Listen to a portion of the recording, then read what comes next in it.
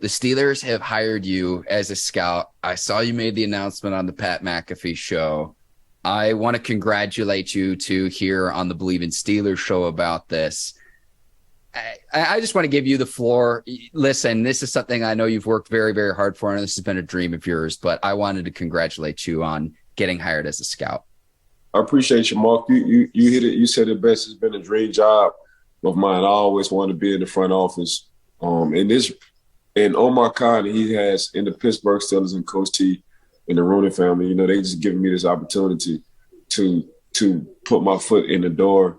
And I think, and they think as well, I have some kind of talent for it. So I had to do a presentation of a few guys. And what I had to do, I had to go positive, negative, and have a summary.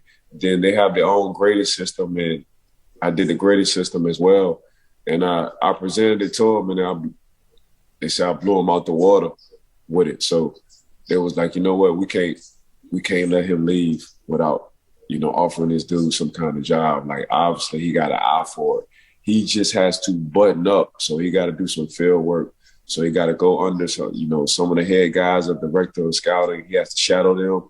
He has to understand what it is when you go on these campuses and what he needs to do, which won't be an issue once I get some experience in that. But as far as like using the eyes and writing down summaries, I just got to button up on some of my summaries on describing or whatever. That just come with time. But yeah, it's a dream job of mine. But Mark, when a lot of this stuff didn't help, just being on this show, and we have our own draft show and just writing down, like, we be hitting it on the head a few times for the past couple of years on a lot of teams. And we're just not doing the Pittsburgh Steelers. We're doing all 32 teams when it comes to the draft. So, okay, now you just give me a position, a few guys to look at, man, I'm about to run with it, So it's that just helped me. But I always, since I was an active player as well, Pittsburgh let me, get a feel for it. I don't know if they thought I was serious, but I was very serious about this. And once I went to training camp, they saw how serious I was. But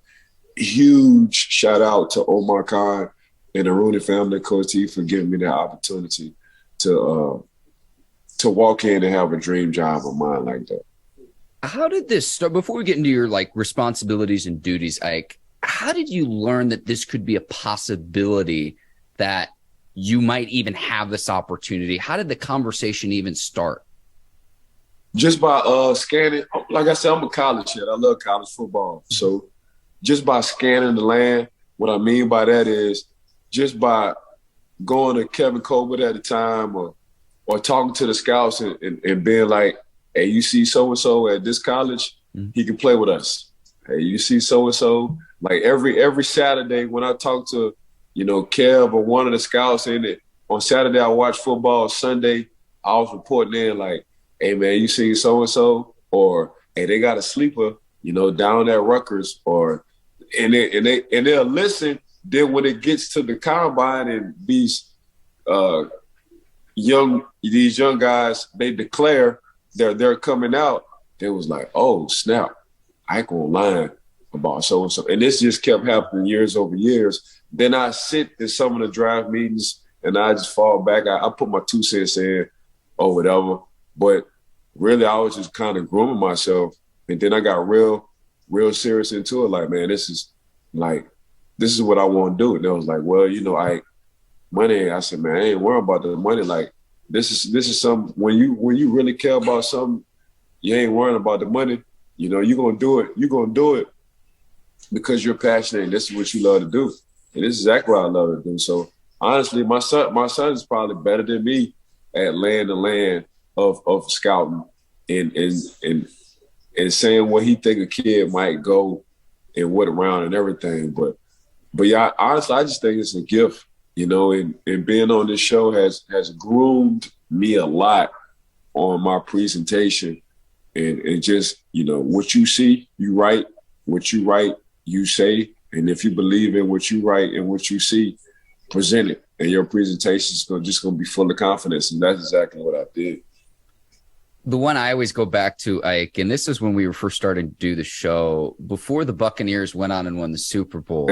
Antoine Winfield Jr. And look, you could go back and listen to this. I remember asking you, I said, Ike, who is the guy in this draft that just excites you? No one's talking about. You go, Antoine Winfield Jr. And I'm like, oh, okay. It's because you played against his dad when you played in the NFL. And I know it's his son. He's going to be good.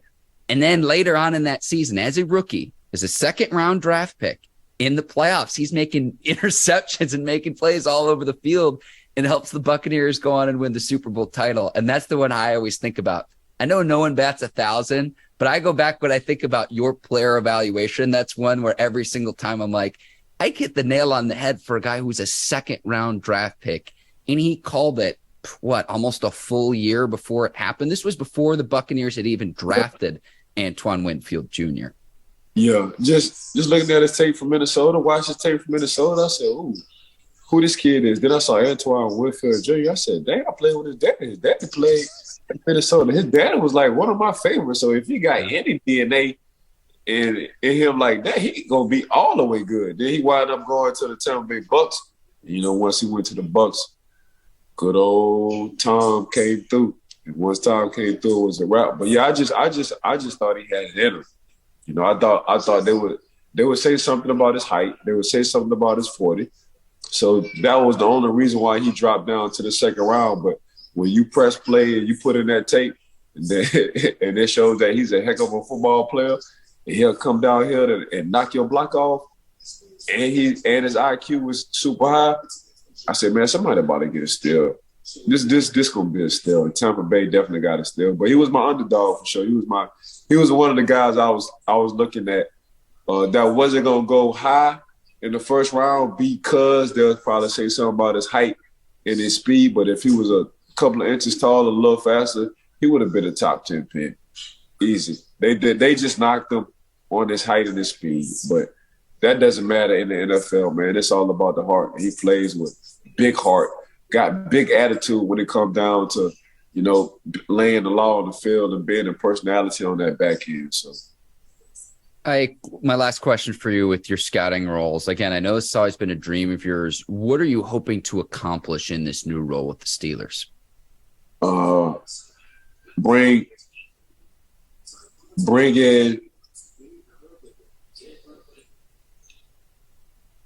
in guys who will help the Pittsburgh Steelers win Super Bowls, plural.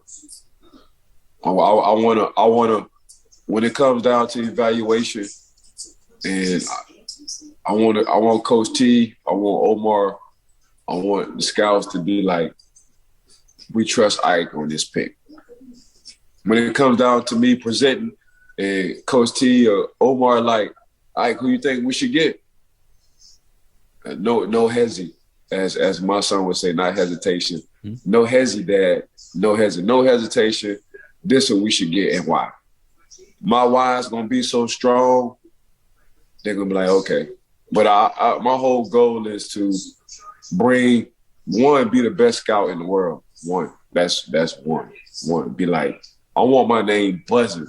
Like this young man coming in and he kicking ass. Like this, I'm telling you. So 1, 2, I want to get as many players as I can to build a dynasty for the Pittsburgh Steelers to win more Super Bowls. So I want at least 3 as a scout. That's just my personal opinion. That's my goal. And move up in the rankings. Like I just don't want to be a scout. I want to be a GM as well. Like I'm not into this just to stay there, you know. So I gotta plan it. I got a plan in my mind. I don't care how long it takes. But yeah, that's where I'm going with it. Are they going to send you out into the field to different combines, pro days, college games? All that. How much? Okay. We doing all that, Mark. We doing all that. Omar giving me the platform. So, Omar said, got to send me the schedule. He gonna let me know exactly what he wants me to do. But I'm in the game, baby.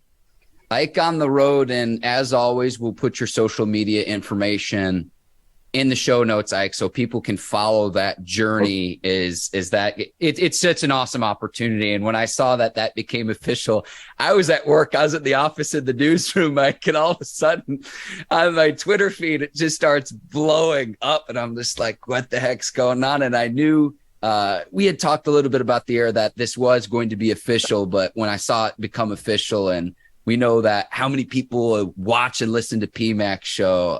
Again, congratulations. I'm very, very happy for you, Ike. Appreciate you, Mark.